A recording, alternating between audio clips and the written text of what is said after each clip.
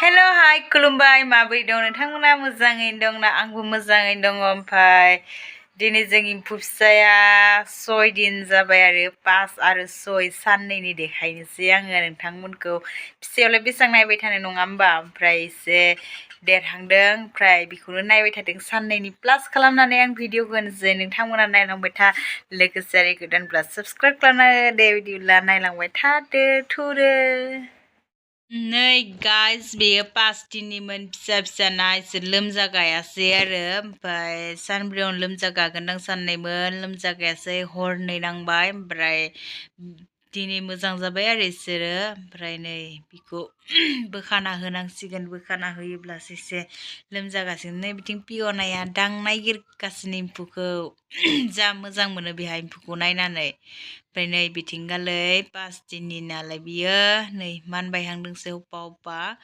देरहांसिगोन आरो इसोरो बेनिफ्राय बेयाव बासिना होदों लोमजागाहांसिगोन नालाय नै खैथाथा लोमजागोन हरनि समाव लोमजागानानै जि आदार नागिरदों इसोरो नै लथ्र' लथ्र' देरबायना गुफुर जाबाय बिलाइ होनानै दोननो देरनांगौबा जा थाब थाब जाब्बानो देरोना 6 दिनावहानो नै स्टेट गिदिर जाबाय आरो इसोरो ओमफ्राय नै आरो दा मोनाहालागै इसोरो जासिन जानानै गाबोन लोमजाबाथाय गुफुर गिदिर जाखासिगोन गाबोन समफोर 7 दिनावनो जानो हागौ नै गाइस